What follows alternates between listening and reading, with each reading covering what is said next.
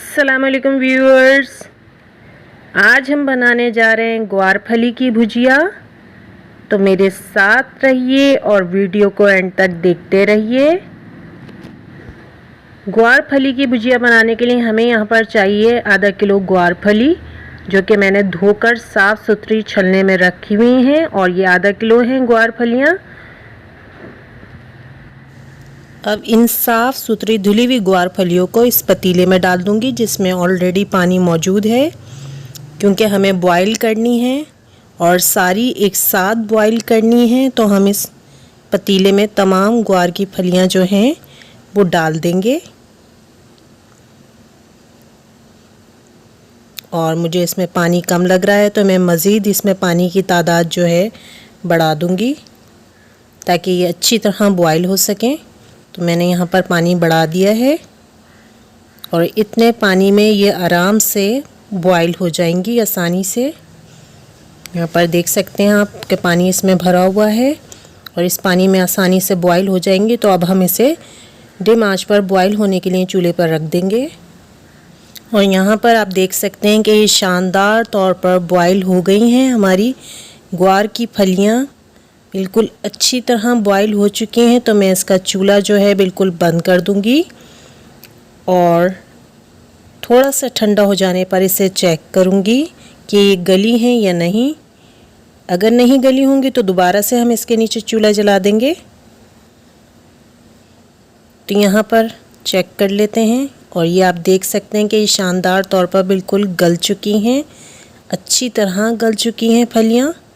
ये देख सकते हैं आप, आसानी से टूट रही हैं ये। तो अब मैं इन्हें ठंडा होने दूंगी और ठंडा होने के बाद इन फलियों को एक छलने में निकाल लेंगे। थोड़ा सा पानी मुझे अभी भी गर्म लग रहा है, तो इस चमचे की मदद से जो है मैं निकाल लूँगी इन फलियों को इस छलने के अंदर। तमाम फलियाँ एक साथ में इस छलने में निकाल लूँगी।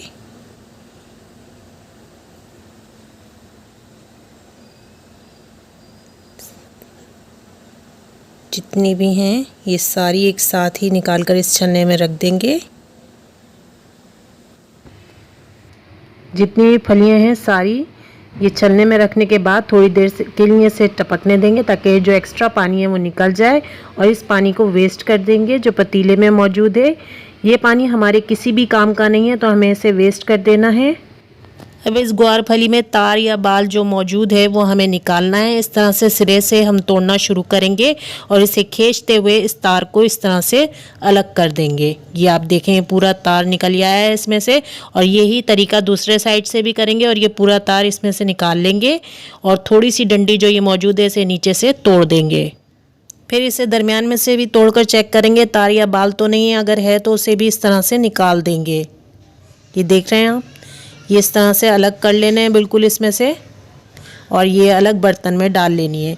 यही अमल इस दूसरी ग्वार की फली के साथ भी अपनाएंगे और इसको इस तरह से तोड़कर इसमें से तार या बाल जो भी इसमें मौजूद है अगर दिखाई दे रहा है तो निकाल लेंगे।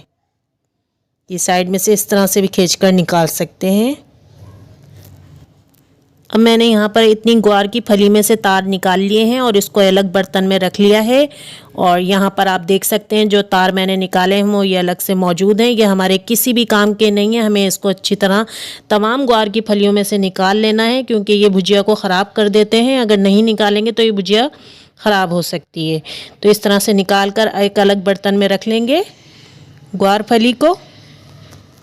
और मैंने यहाँ पर तमाम ग्वार की फली में से तार निकाल लिए हैं। आप देख सकते हैं कितना ज़्यादा तार निकले हैं इसमें से। और जो ग्वार की फली है वो एक अलग बर्तन में रख ली है बिल्कुल। तो इसी तरह से आपने भी इसमें से तार निकाल लेने हैं और अलग बर्तन में रख लेनी है। अब हम इसमें से दबाकर इसमें पानी जो मौजूद है इसके अंदर ग्वार की फली में वो निकाल लेंगे। तो इस तरह से लेकर इसे इस तरह दबाकर इसमें जो पानी मौजूद है वो हमें निकाल लेना है। और जब पानी निकल जाएगा तो इसे एक अलग बर्तन में रख लेंगे। इसी तरह से तमाम ग्वार की फली में से जो हमने बॉईल की हुई हैं इस तरह दबा दबाकर हमने इसमें से पानी को निकाल लेना है। जितना आप प्रेस करेंगे इसको उतना ही इसमें से पानी निकल जाएगा। इसी तरह से दबाते हुए मैंने इस ग्वार फली में से पानी बिल्कुल निकाल लिया है। दबाकर बिल्कुल पानी को निकाल लेना है और इसे अलग बर्तन में रख लेना है। यहाँ पे मौजूद तमाम ग्वार फली में से मैंने ये एक्स्ट्रा पानी बिल्कुल निकाल लिया है। ये पानी हम इस्तेमाल नहीं करेंगे कहीं पर भी। और ये जो प्याले में ग्वार फली मौजूद हैं, ये सारी की सारी हमें इसी की भुजिया बनानी है। और इसी तरह से आप भी इसमें से पानी निकाल लेंगे जो मौजूद है एक्स्ट्रा। यहाँ पर एक पतीले में मैंने हाफ़ कप जो है कुकिंग ऑयल लिया है, आप देख सकते हैं, और इसे गर्म करने के लिए रखा है। और यहाँ पर 10 से 11 अदद मैंने लहसुन के जौ लिए हैं, जिनको इस तरह से कट किया हुआ है। ऑयल में थोड़ी देर लहसुन को इसी तरह पकने देंगे, यानी कि लहसुन को हल्का सा गुलाबी होने देंगे। और आप यहाँ पर देख सकते हैं कि हल्का हल्का सा गुलाबी हो गया है लहसुन यहाँ पर। और अब हम इसमें बाकी के इंग्रेडिएंट शामिल करेंगे, जिसमें सबसे पहले हम शामिल करेंगे 1 टेबल स्पून राई। आप देख सकते हैं ये 1 टेबल स्पून राई है जो कि मैं इसमें डाल रही हूँ ऑयल में। और राई के बाद अब इसमें डालेंगे 1 टेबल स्पून ज़ीरा इसी गरम ऑयल में। और इमली के कटारे डालेंगे 10 से 11। तो यहाँ पर 10 से 11 इमली के कटारे हैं जो मैं ऑयल में डाल रही हूँ। और फिर यहाँ पर डालेंगे 1 tablespoon chilli flakes. 1 tablespoon chilli flakes मैं इसमें डाल चुकी हूँ। और एक और टेबल स्पून चिली फ्लेक्स का मैं इसमें डालूँगी, यानी कि मैंने यहाँ पर 2 टेबल स्पून चिली फ्लेक्स इसमें डाली हैं। और इसे चमचे की मदद से मिक्स कर देंगे। और चमचे का चौथाई हिस्सा हल्दी लेंगे और वो भी इसमें डाल देंगे। तो हल्दी पाउडर हमने इसमें डाल दिया है और इन तमाम मसालों को मिक्स कर देंगे। और हल्का सा ऑयल में थोड़ी देर भुनाई होने देंगे, ऐसे कि जले भी नहीं और हल्का सा बस सिक जाएंगे।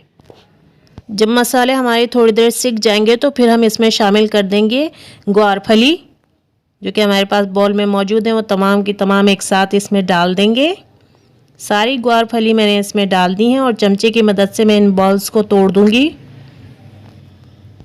और चमचे की मदद से मैं यहाँ पर इसे तोड़ रही हूँ ताकि ये मसाले में अच्छी तरह मिक्स हो सकें। तो हर तरफ से जो बॉल्स मौजूद हैं वो हमें तोड़ देनी है इसमें। और तमाम मसालों को ग्वार फली में अच्छी तरह मिक्स कर देना है। और मैंने यहाँ पर तमाम मसाले अच्छी तरह मिक्स कर दिए हैं, आप देख सकते हैं। और नमक मैं यहाँ पर डालूँगी हस्बे ज़ायका, आप अपने ज़ायके के मुताबिक डाल सकते हैं। मैंने 1 टेबल स्पून डाला है नमक। आँच को बिल्कुल डिम कर कर ढकना कवर कर कर इसे पकने देंगे। और देख सकते हैं आप कि मसाले सारे जो हैं वो अच्छी तरह मिक्स हो गए। उसके बाद मैंने ढकना कवर कर रही हूँ और इसे डिम आंच पर पकने दूंगी कुछ देर। यहाँ पर ग्वार फली को पकते हुए कुछ देर हो चुकी है, तो देख लेते हैं कहीं ये जल तो नहीं रही या नीचे से लग तो नहीं रही। अगर इस तरह पकाते हुए नीचे से लगने लग जाए तो हम पतीले के नीचे तवा रख देंगे और आंच को उसी तरह डिम रहने देंगे और दोबारा से इसको इसी तरह पकने देंगे। तो अभी इसकी भुनाई नहीं हुई है और थोड़ी कसर बाकी है, तो मैं ढकना कवर कर कर इसी तरह इसे पकने दूंगी। यहाँ पर आप देख सकते हैं कुछ देर बाद बिल्कुल पककर तैयार हो चुकी है हमारी ग्वार फली की भुजिया। इसे चलाकर भी देख लेते हैं कि बिल्कुल शानदार तौर पर पककर तैयार हुई है। इसी तरह की भुनाई की हुई हमें भुजिया चाहिए थी और ये बिल्कुल रेडी हो चुकी है। तो मैं इसका चूल्हा बिल्कुल बंद कर दूंगी और जल्द ही इसे डिश आउट कर लूँगी। तो शानदार सी ग्वार फली की भुजिया बिल्कुल रेडी हो चुकी है। यहाँ पर इसे डिश आउट कर लेते हैं या प्लेट में निकाल लेते हैं। ये आप देख सकते हैं कितनी शानदार बनी है ये। इसे प्लेट में डाल लेंगे। इसको भुनाई करने में ख़ासा टाइम लगता है क्योंकि अगर इसमें पानी बाकी रह जाए तो फिर वो टेस्ट नहीं आता जो कि एक भुजिया का टेस्ट होना चाहिए। तो पानी को सुखाने के लिए ख़ासा टाइम लगता है और भुनाई करने में। तो डिम आंच पर हमने इसकी भुनाई करी है सारी और ये बिल्कुल आपके सामने रेडी हो चुकी है। ग्वार फली की भुजिया बिल्कुल रेडी है ये। मैं थोड़ा सा करीब से भी आपको इसे दिखा देती हूँ कि कितनी शानदार भुनाई होकर तैयार हुई है। शानदार सी ग्वार फली की भुजिया बिल्कुल रेडी है यहाँ पर। अगर हमारी रेसिपी आपको पसंद आई है तो वीडियो को लाइक कीजिए, शेयर कीजिए, चैनल को सब्सक्राइब कीजिए, कमेंट्स में अपनी राय का इज़हार ज़रूर कीजिए। Thanks for watching.